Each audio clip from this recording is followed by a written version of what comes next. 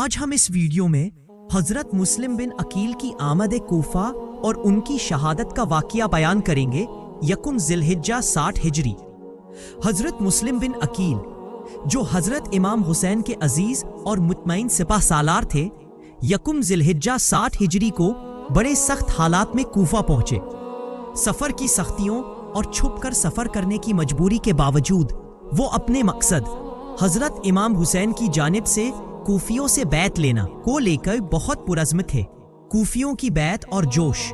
کوفہ پہنچتے ہی شہر کے لوگ دیوانہ وار مسلم بن عقیل کی جانب متوجہ ہوئے۔ ہر کوئی حسین علیہ السلام کی محبت میں سرشار ہو کر بیعت کرنے کو تیار تھا۔ چند روزوں میں ہی 12,000 سے زیادہ افراد نے حضرت مسلم کے ہاتھ پر بیعت کی اور انہیں اپنے گھروں میں پناہ دی۔ اس جنون اور جوش سے لگ رہا تھا کہ نعمان بن بشیر کا نرم رویہ والی کوفہ۔ نعمان بن بشیر انصاری ایک شریف اور صلح پسند انسان تھا۔ اس نے مسلم بن عقیل کے خلاف کوئی تشددی کارروائی نہیں کی، بلکہ خاموشی اختیار کی۔ جب یزید کے حامیوں نے نعمان کو تانا دیا کہ تم کمزور اور بزدل ہو، تو نعمان نے ایک پاکیزہ جواب دیا، اگر میں کمزور ہوں لیکن اللہ کی اطاعت کرتا ہوں تو یہ میرے لیے بہتر ہے اس سے کہ میں طاقتور ہو کر اللہ کی نافرمانی کروں۔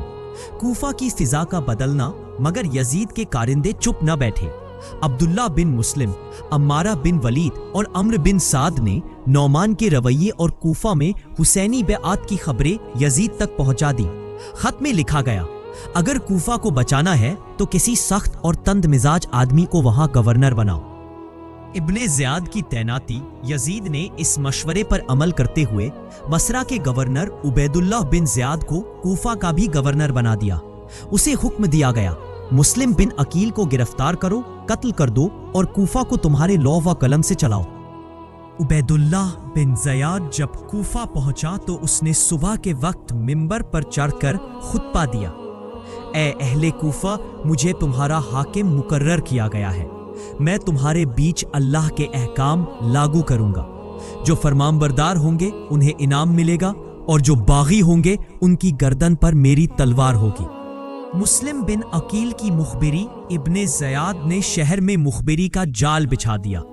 اس نے بنی تمیم کے ایک غلام مکل کو 3,000 اشرفیہ دے کر مسلم کی ٹھکانے کا پتہ لگانے کو کہا۔ مکل نے چالاکی سے مسلم کا اعتماد حاصل کیا اور انہیں روزانہ چند رقم بطور چندہ دیتا رہا۔ آخر کار اس نے پتہ لگا لیا کہ حضرت مسلم ہانی بن عروہ کے گھر میں قیام پذیر ہے۔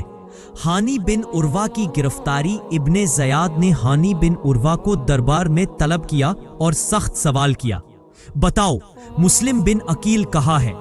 ہانی نے لا علمی ظاہر کی، مگر جب مکل کو سامنے لایا گیا تو وہ چپ نہ رہ سکے اور بولے، واللہ مسلم خود آئے ہیں، میں نے انہیں بلایا نہیں۔ ابن زیاد نے ہانی کو جد و کوب کا نشانہ بنایا اور انہیں قصر عمارت کے ایک کونے میں قید کر دیا۔ مسلم بن عقیل کی قرار کن کارروائی۔ جب حضرت مسلم کو ہانی کی گرفتاری کی خبر ملی تو انہوں نے فوراً 4,000 مسلح افراد کو لے کر گورنر ہاؤس کا گھیراو کر لیا۔ پورے کوفہ میں ہنگامہ مچ گیا۔ ابن زیاد دروازہ بند کر کے بالا خانے سے تمام سرداروں کو بلا کر انہیں ان کے قبیلوں کو منانے کے لیے بھیجنے لگا۔ کوفیوں کی پیٹھ دکھانا روسے کوفہ نے لوگوں کو ڈرایا، دھمکایا اور لالچ بھی دیا۔ کثیر بن شہاب نے کہا، لوگوں فساد سے بچو، یزید کی فوجیں آ رہی ہے، اگر تم نہ مانے تو تمہاری نسلیں محروم ہو جائیں گی۔ امیر المومنین نے اللہ سے عہد کر لیا ہے کہ باغیوں کو بخشے گا نہیں۔ ان تقریروں کا اثر یہ ہوا کہ مسلم بن عقیل کے 4,000 سپاہی دھیرے دھیرے میدان چھوڑتے گئے۔ غروب آفتاب تک صرف 30 لوگوں کے ساتھ رہ گئے۔ مسلم کی تنہائی اور گرفتاری۔ مسلم مسجد سے نکلے اور ابواب کندا کی طرف روانہ ہوئے، مگر تنگ گلیوں اور اجنبی ماحول میں ایک ایک کر کے ساتھی بھی چھوٹ گئے۔ آخر کار مسلم اکیلے رہ گئے۔ بھوکے پیاسے، تھکے ہوئے، تنہا اور مسلسل چھپتے چھپاتے وہ ایک غریب عورت کے گھر پہنچے، جس نے کچھ وقت کے لیے انہیں پناہ دی، مگر جب اس کا بیٹا ابن زیاد کے انعامی اعلان سے متاثر ہوا تو اس نے خبر دے دی۔ مسلم کو گرفتار کیا گیا۔ انہوں نے ایک بہادرانہ جنگ کی، درجنوں سپاہیوں کو مار گرایا، لیکن آخرکار گرفتار کر لیے گئے۔ اختتام کی طرف بڑھتا سایہ مسلم کو قلعے میں لایا گیا۔ جب انہیں پانی پیش کیا گیا تو انہوں نے پینے سے پہلے 3 بار کوشش کی، لیکن ہر بار لہو کا قطرہ پانی میں گر گیا۔ انہوں نے کہا اب میری پیاس اس دنیا میں نہیں بجھ سکتی۔ انت میں ابن زیاد کے حکم سے انہیں شہید کر دیا گیا۔ ان کا سر یزید کی طرف بھیج دیا گیا اور جسم کو بازار میں پھینک دیا گیا۔ سبق اور تازہ اثر: حضرت مسلم بن عقیل کی قربانی اخلاص اور استقامت کی ایک بے مثال ہے۔ ان کی شہادت نے کربلا کے منظر کی زمین ہموار کی اور حق و باطل کی اس جنگ میں پہلے شہید بنے۔